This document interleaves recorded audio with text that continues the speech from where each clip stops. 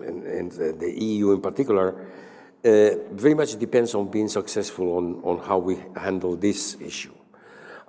Clearly, our special relationship with the US is going to stay, is a basic element of our nature, I would say.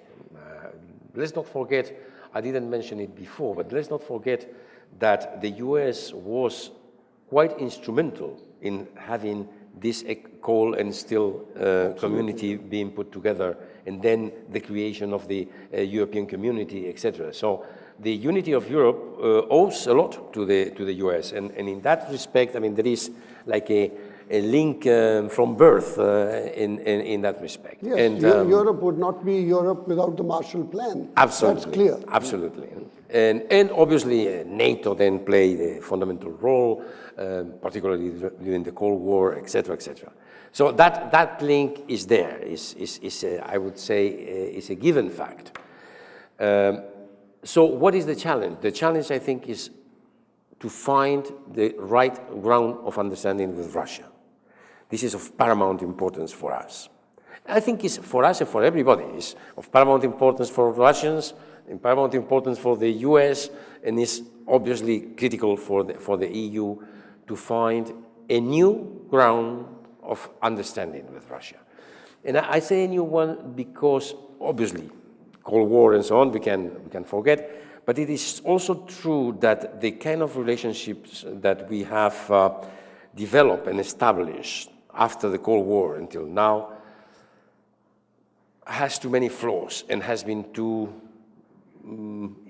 I would say, incomplete in many respects to be really the new grounds.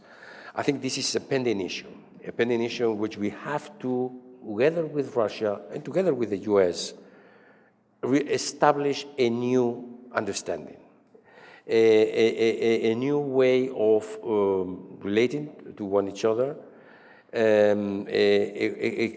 based also on a cooperative approach, a bit as the EU construction process is done, but of course of a different nature, because in this case we would not be talking about integration, we will be talking about other kind of relations. But I think we have to find on issues like security, economic relations, energy, etc., and all those big issues, we have to really find a new system of work and understanding with Russia.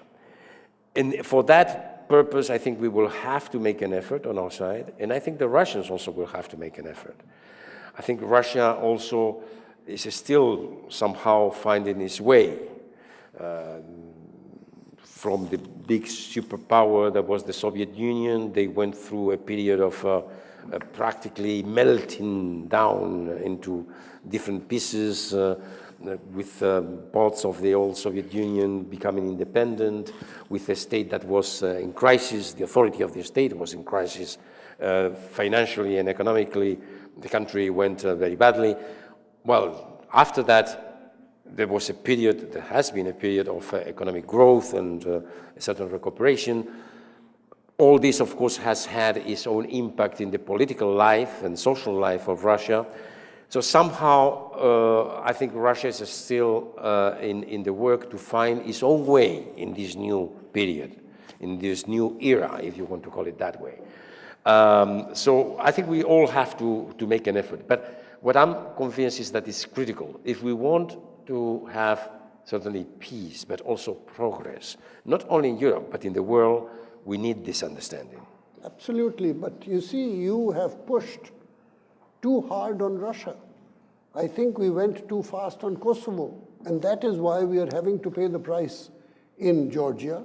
And all of us are paying the price, because there is going to be consequences of what is happening in Georgia, perhaps of a new relationship between Russia and Iran, or between Russia and China. And so the global geopolitics is changing as a result of the push against Russia. So I think one has to be slightly careful, and I agree with you that this is critical for the European Union. But let me ask you the last question, and then we'll open it up for questions from the floor.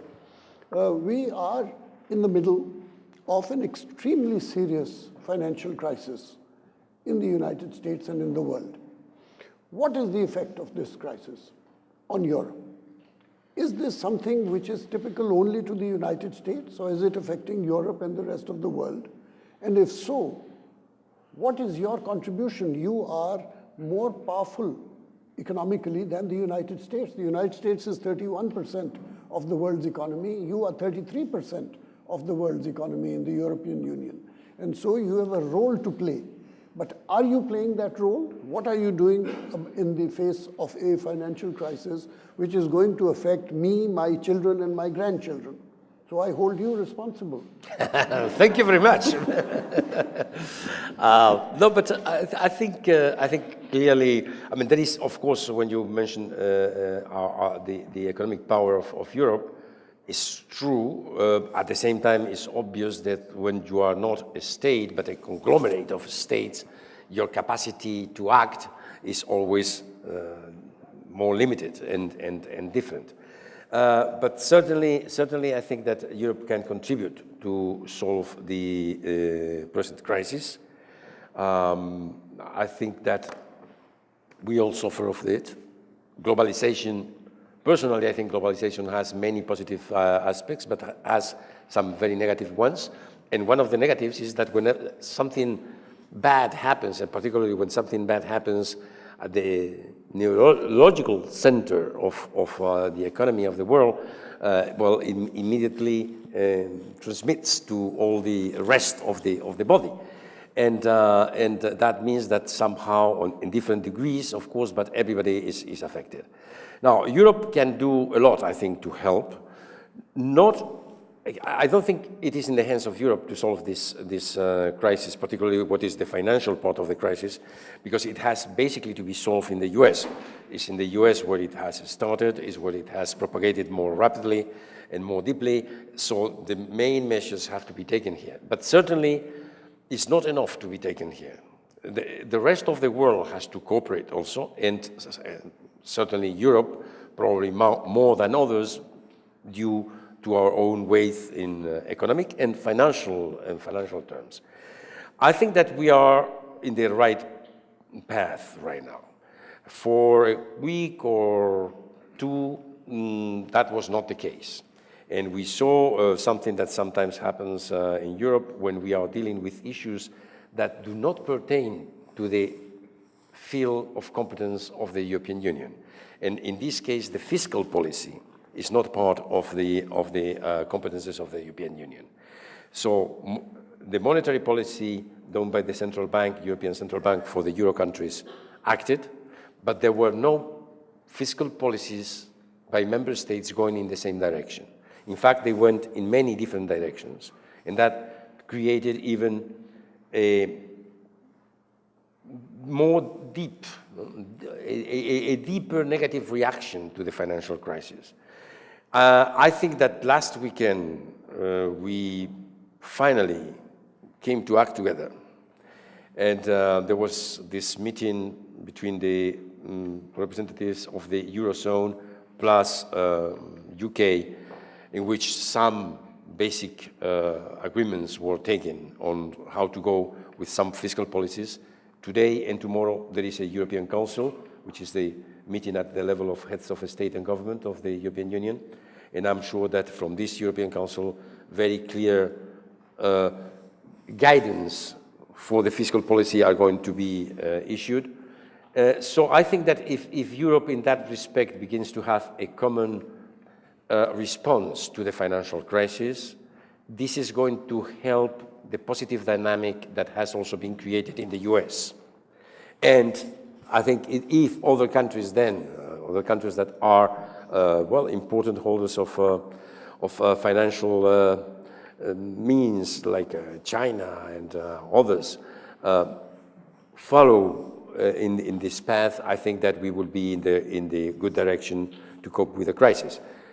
To cope with the crisis in its term as crisis, which doesn't mean that all our economic problems will be solved. Far from that. Unfortunately, I think that we are going to suffer from the effects of this crisis for quite a certain time yet. But the melting down of the system will be stopped and the structures reestablished.